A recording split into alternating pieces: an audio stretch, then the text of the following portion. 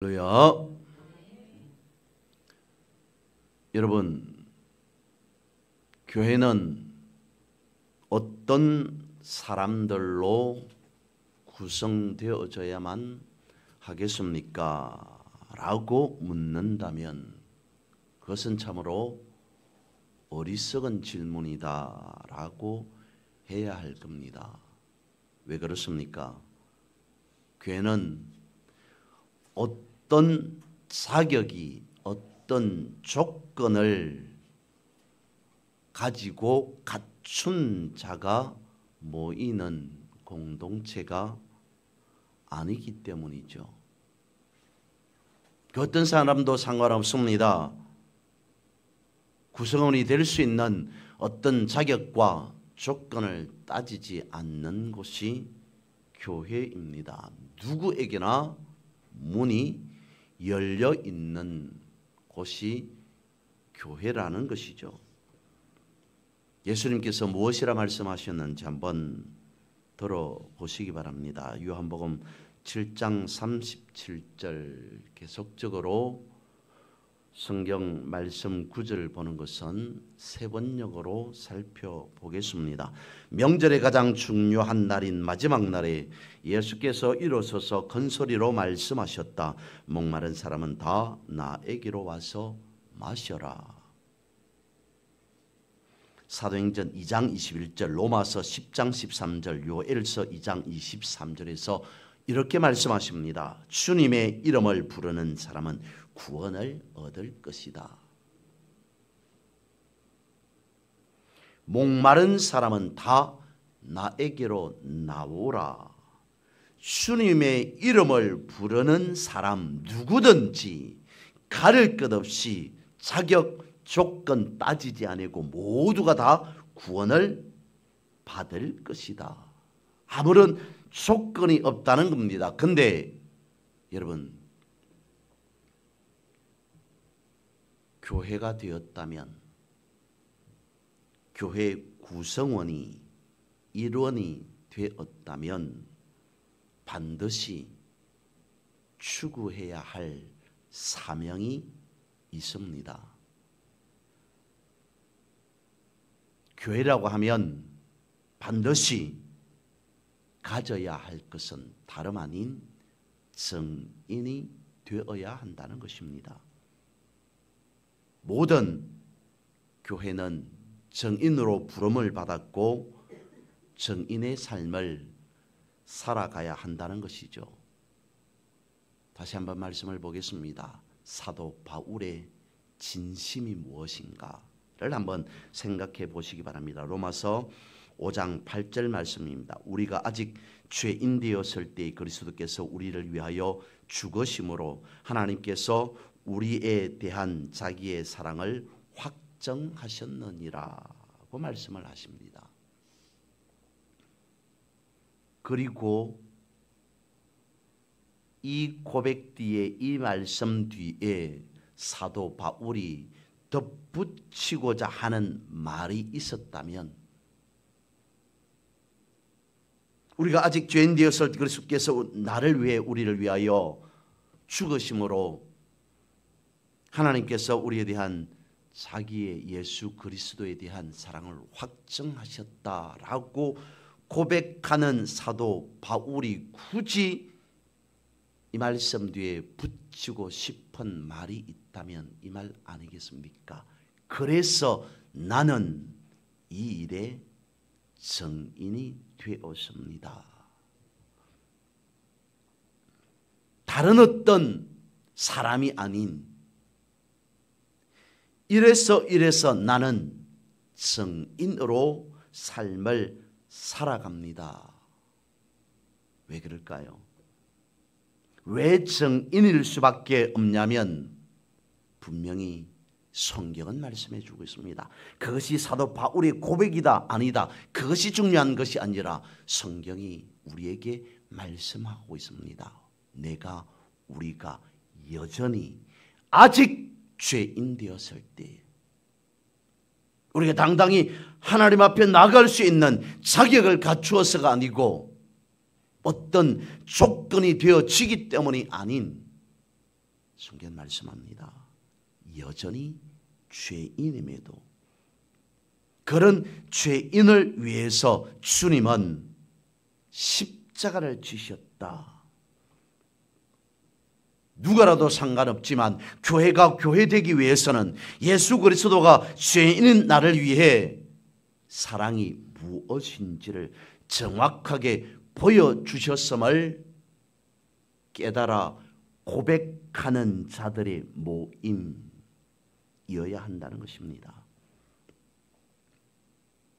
정인이라고 하는 그 뜻은 증거를 가진 사람, 어떤 사실에 대해서 증명서가 되어줄 만한 사람이라는 의미이죠. 나 자신을, 우리를, 여러분을 증명하기 위해서는 인감 증명서가 필요합니다. 나는 이런 사람들과 함께 살아가고 있습니다 라고 하기 위해서 가족 증명서가 필요한 것처럼 여러분, 예수 믿는 나는, 우리는, 여러분은 예수 증명서를 뗄 수 있어야 합니다. 그것이 바로 정인이라는 거죠. 예수님에 대해서만큼은 명확한 증거를 가진 사람이 되어야 한다는 것입니다. 그렇다면 정인이 되려면 어떤 것을 알아야 하겠습니까? 어떻게 행동하는, 어떤 삶을 살아가는 사람이 되어야 하겠습니까?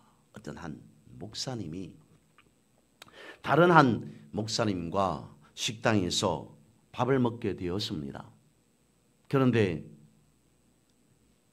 맞은편에 앉아 있는 다른 목사님이 식당에서 일하는 종업원들에게 함부로 대합니다.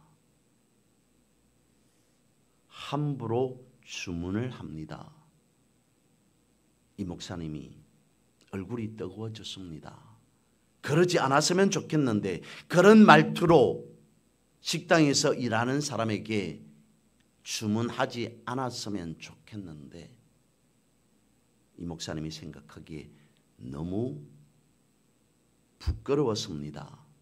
분명히 식당에서 일하는 그분들도 식당에서 밥을 먹는 다른 사람들도 자신들이 기도하는 모습을 보았을 텐데 그래서 저분들은 최소한 예수 믿는 사람이구나 라고 하는 것을 알았을 텐데 아니 앞에 다른 목사님과 함께 밥을 먹는 목사인 자신은 그 동네에서 대부분 자신이 목사라는 것을 다 어느 정도 알고 있는데 그런 목사가 다른 사람과 밥을 먹는데 그 사람이 식당에서 함부로 말하는 것을 보고 듣게 되어지니 목사인 자신이 목사라는 걸 알기 때문에 부끄러운 것이 아니라 그것으로 인해 그런 말투로 행동으로 인해 교회를 손가락질하게 만들고 예수 믿는 모든 사람들을 평가절하시키는 그런 말투로 그런 행동으로 보이는 그것 때문에 부끄러워졌더라는 것입니다. 또 다른 어느 날 역시 이 목사님이 다른 사람과 커피숍에서 커피를 마시게 되었습니다. 커피를 마시려고 주문하여서 마시려고 하는데 조금만에 실수로 그만 뜨거운 커피를 쏟아버렸습니다. 맞은편에 있는 사람이 놀랐습니다. 바지에 커피가 쏟아졌습니다. 종업원은 당황하면서 연신 죄송하다, 미안하다라고 말합니다. 카페 주인도 달려와서 죄송하다고 미안하다고 말하면서 세탁비를 드리겠다라고까지 합니다. 당연히 맞은편에 앉은 그 사람도 놀랐겠죠. 당황스러울 수밖에 없었을 겁니다. 그런데도 오히려 그분은 어찌 할 바를 모르는 종업원에게 미안하다고 죄송하다고 연신 말하는 주인에게 안심을 시킵니다. 다치지 않았으니. 옷 정도 젖은 것 그 정도뿐이니 괜찮다고 말합니다. 여러분, 한 목사님이 똑같은 두 사람 그리스도인과 식사를 하고 차를 마십니다. 근데 한 사람은 변변치 않은 모습으로 자신이 정인임을 노출시켰습니다. 물론 내가 예수 믿는 사람입니다. 그래서 나는 이런 말을 할 수 있습니다. 나는 예수 믿는 사람입니다. 그래서 바지에 옷에 커피 정도 쏟아진 것 대수롭지 않습니다. 그렇게 말해서 정인이 아닌 자신들도 모르는 사이에 정인으로 노출시켰다는 것입니다. 한 사람은 변변치 않은 모습으로. 그런데 또 다른 한 사람은 그리스도를 잘 증거하는 모습으로 말입니다. 그러면 예수님은 어떻게 하셨을까요? 예수님께서 이 땅에 오셨습니다. 그리고 생명의 말씀을 증거하셨습니다. 모든 죽어가는 사람들을 위해 구원자가 되셨습니다. 비록 그 사람이 예수님께서 말씀하시는 증거하시는 그 말씀에 찬성하든 아니면 반대하든 그 모든 사람을 다 동일하게 지극히 사랑하셨습니다. 요한일서 2장 2절 말씀입니다. 그는 우리 죄를 위한 화목 제물이시니 우리 죄만 위한 것이 아니라 온 세상을 위한 것입니다. 누구를 차별하여서 사랑하였다라고 말씀하고 있지 않습니다. 온 세상을 위한 화목 제물이 되었습니다. 칭찬하는 사람이든 욕하는 사람이든 핍박하는 사람이든 똑같이 사랑하셨더라. 예수님은 그걸 통해 우리에게 증거를 보여주시는 겁니다. 어떻게 해요? 누가복음 6장 35절에서 36절 말씀입니다. 그러나 너희는 너희 원수를 사랑하고 좋게 대하여 주고 또 아무것도 바라지 말고 구워주어라. 그리하면 너희는 큰 상을 받을 것이요 더없이 높으신 분의 아들이 될 것이다. 그분은 은혜를 모르는 사람들과 악한 사람들에게도 인자하시다. 너희의 아버지께서 자비로우신 것 같이 너희도 자비로운 사람이 되어라. 하나님이 이 땅에 보내신 그 목적 그대로 예수님께서는 사셨다고 말씀하고 있습니다. 모든 죄를 대속하기 위해 예수님은 십자가를 지셨습니다. 누가복음의 말씀에 따르면 무엇이라고 말씀하고 있습니까? 원수를 사랑하고 그리고 바라지 말고 아무것도 바라지 말고 구워달라는 사람에게 그대로 구워주어라. 그 사람이 갚을 능력이 되면 그대로 돌려받고 갚을 능력이 되지 않으면 신경 쓰지 말고 상관하지 말고 바라지 말고 구워주어라. 그리고 인자하시다라고 말씀을 하고 있습니다만 인자하라. 그리고 자비하라. 원수를 사랑하고 아무것도 바라지 말고 구워주고 인자하고 자비하다는 것, 그것은 한마디로 말하면 어떤 삶을 살아가라는 것입니까? 나를 대신해서 나를 드러내고 나타내는 정인의 삶을 정인으로서의 사람이 되어라 라고 하는 그 말씀 아니겠습니까? 그러나 그가 찔린 것은 우리의 허물 때문이고 그가 상처를 받은 것은 우리의 약함 때문이다. 그가 징계를 받음으로써 우리가 평화를 누리고 그가 매를 맞음으로써 우리의 병이 나았다. 성경은 끊임없이 우리에게 예수 그리스도가 구원자 되셨다는 것을 증거하고 있습니다. 말씀하고 있습니다. 그리스도 되심의 많은 증거를 우리에게 제시해 주고 있습니다. 그것이 신약이 되었던 구약이 되었던 관계치 아니하고 끊임없이 말입니다. 그래서 이 말씀 앞에 아멘하는 우리는 정인인 줄 믿습니다. 어떤 한 사람이 잘못하여서 법정 앞에 섰습니다. 그런데 자신은 정당하다고 생각합니다. 그래서 자신의 정당함을 증명해 주는 정인 한 사람을 불렀습니다. 어떤 한 사람이 법정 앞에 정인으로 섰습니다. 일어서서 그가 선서를 합니다. 나는 있는 사실 그대로만을 말하겠습니다. 라고 선서합니다. 그리고 변호사가 그에게 묻습니다. 정인은 무엇이 이 사람이 어떻게 행동하고 있었는지를 보았습니까? 라고 묻습니다. 그러자 정인석에 선 그 사람이 말합니다.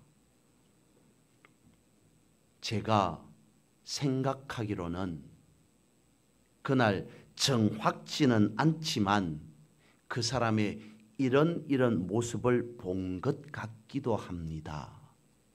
정인석에 선 사람이, 정인으로서 말해야 하는 사람이 사실을 말하지 않고 내가 생각하기에는 정확지는 않지만 이렇게 보았다고 생각되어집니다 라고 말합니다. 변호사가 발을 부릅니다. 정인,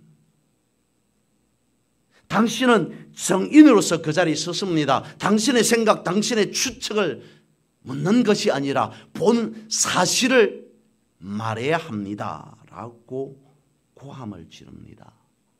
여러분, 우리는 예수 그리스도의 정인입니다. 성경이 말씀하고 있습니다.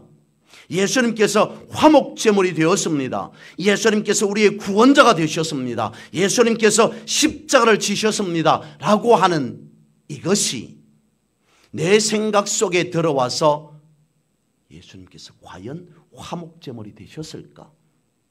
예수님께서 구원자가 되셨을까? 예수님께서 과연 십자가를 지셨을까? 라고 하는 생각으로 막연하게 추정한다면 그것은 우리가 정인이 아니라는 겁니다. 예수님께서 성경 말씀하고 있습니다. 십자가를 지심으로 그가 매를 맞음으로써 우리의 병이 나았다라고 말씀하고 있지 않습니까?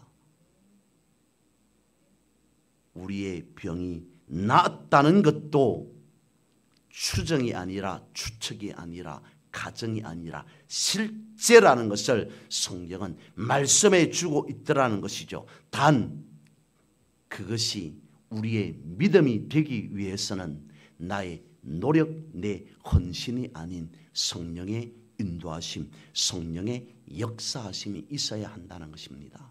예수님께서 그렇게 영으로 성령의 인도하심으로 모든 일을 행하셨습니다. 마태복음 27장 50절을 말씀하고 있습니다. 결국 예수님은 말로 형용할 수 없는 고통을 지나 십자가에서 죽으셨습니다. 예수께서 다시 큰 소리로 외치시고 숨을 거두셨다. 근데 여러분, 예수님은 그 모든 어둠을 다 이기고 죽음에서 부활하셨습니다. 누가복음 24장 38절로 39절입니다. 예수께서는 그들에게 말씀하셨다. 어찌하여 너희는 당황하느냐? 어찌하여 마음에 의심을 품느냐? 내 손과 내 발을 보아라. 바로 나다. 나를 만져보아라. 유령은 살과 뼈가 없지만 너희가 보다시피 나는 살과 뼈가 있다.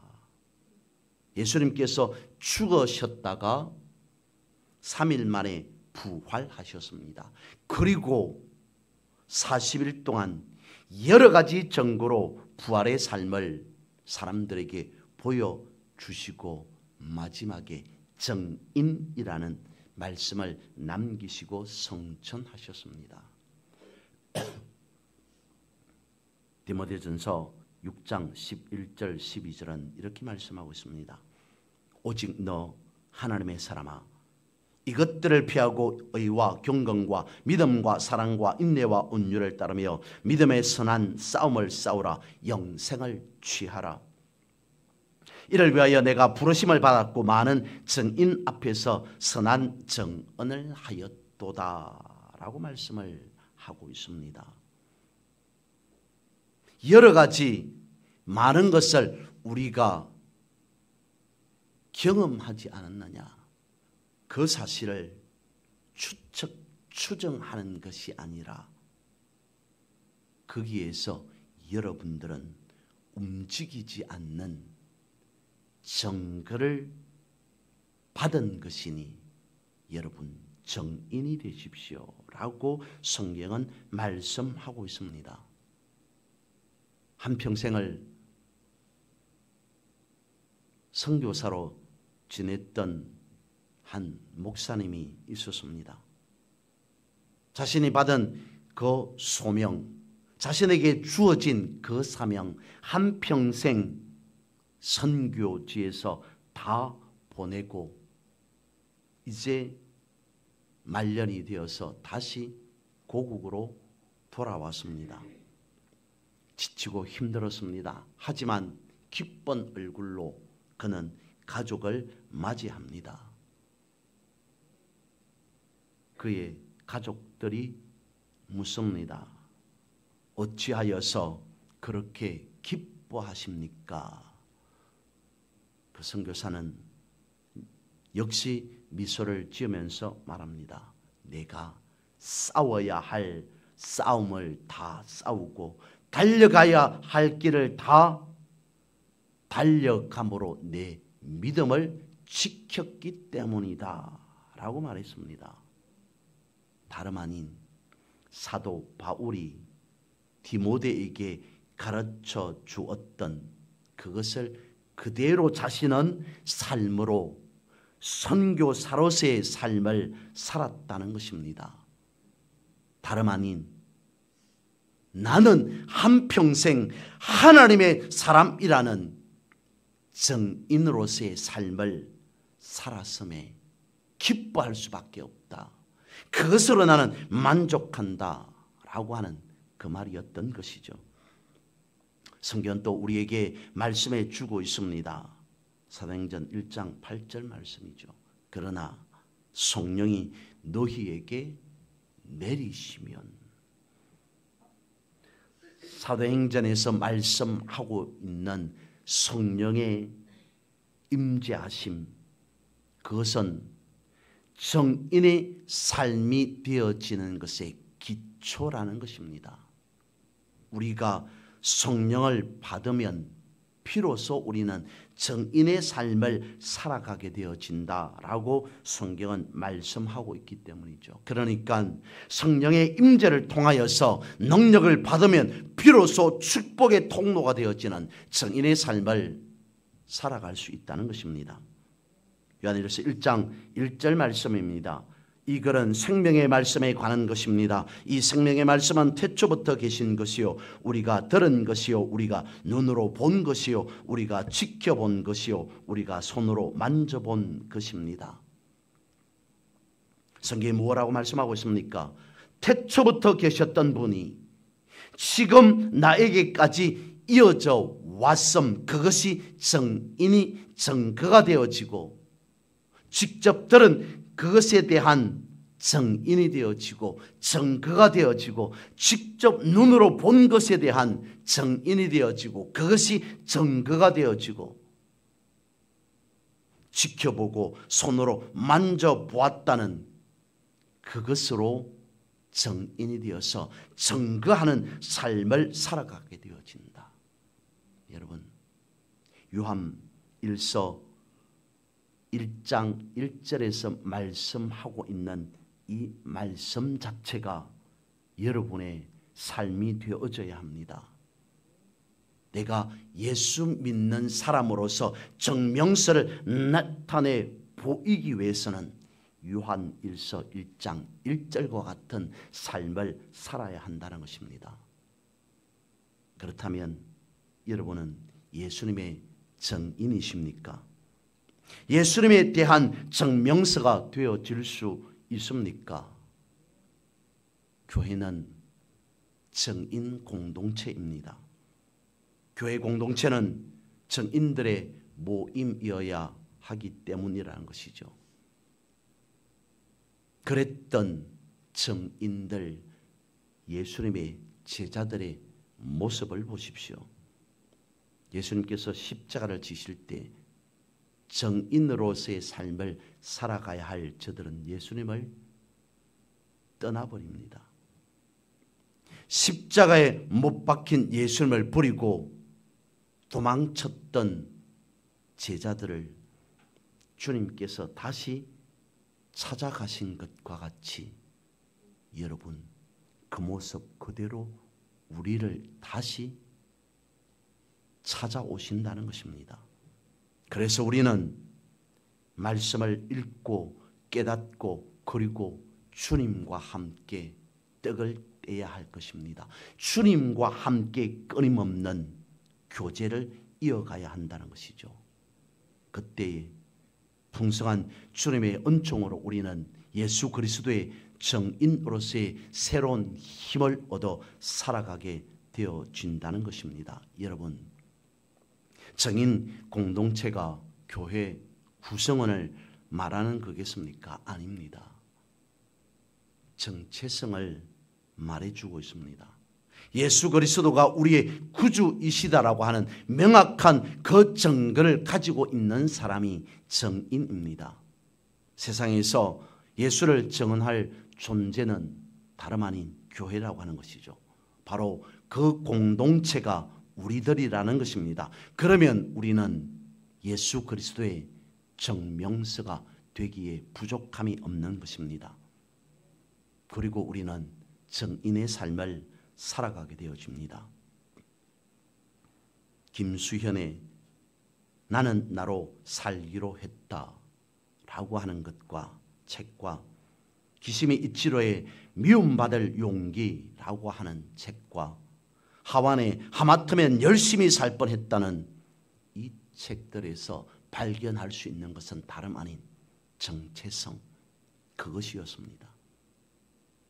내가 누구이냐라고 하는 그것으로 책을 써서 큰 인기를 누리게 되었습니다. 정체성 확립. 모여서 함께 기도하고 예배하는 내가, 우리가 누구인가. 정체성이라고 하는 것은 바로 그것을 말하고 있는 것 아니겠습니까? 그래서 정체성이 형성된 사람은 내가 누구인가, 즉 우리는 증인 공동체이다 라고 하는 그 사람에게는, 교회에는 세 가지의 특징이 있다고 합니다. 첫 번째, 영혼의 엑스레이 사진을 가지고 있답니다.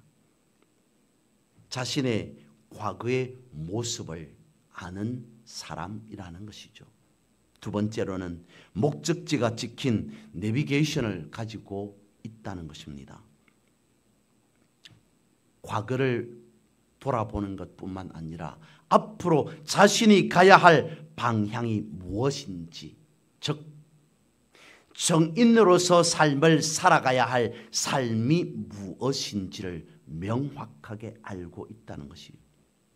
세 번째로는 삶에 대한 지침과 가치의 기준을 가지고 있다라고 하는 이것이 정체성이 확립된 사람이 가지고 있는 세 가지의 특징.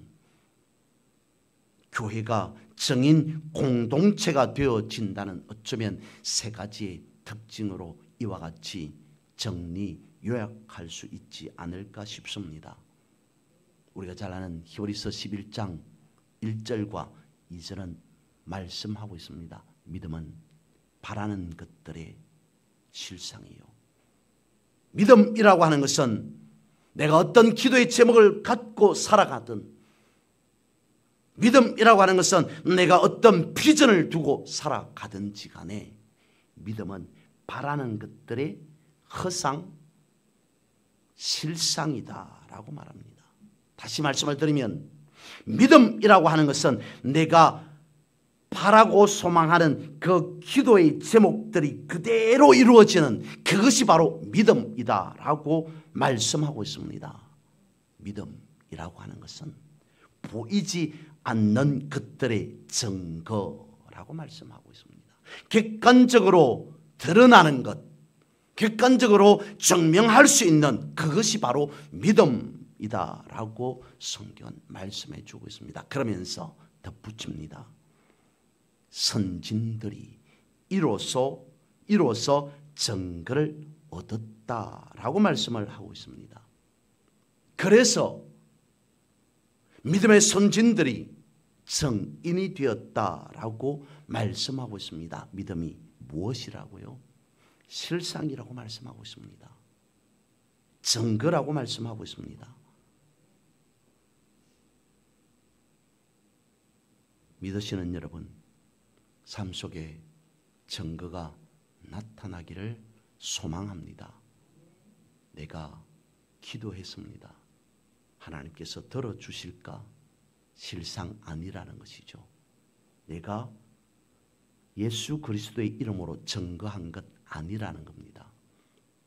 내가 바라는 어떤 것이 있습니다. 이것이 될까 안 될까 라고 의심하는 것, 실상이 아니라는 겁니다. 믿는 것이 아니라는 겁니다. 내가 믿음이 없다는 것을 말씀해 주는 겁니다. 믿음은 바라는 것들의 실상이요, 보이지 않는 것들의 증거라고 말씀하고 있기 때문입니다. 정인의 삶을 살아가고 계시는 여러분, 삶 속에서 여러분이 가진 믿음이 실상이 되기를 원합니다. 실제가 되기를 원합니다. 그리하여서 정인된 자로서 예수 그리스도의 이름으로 나는 이렇게 하리라 저렇게 하리라, 그 모든 다짐들이, 고백들이, 믿음들이 그대로 여러분의 삶 가운데 보여지는 경험으로, 객관적으로, 사실로 드러나는 실체가 되어지기를 주님의 이름으로 선포하고 축복합니다.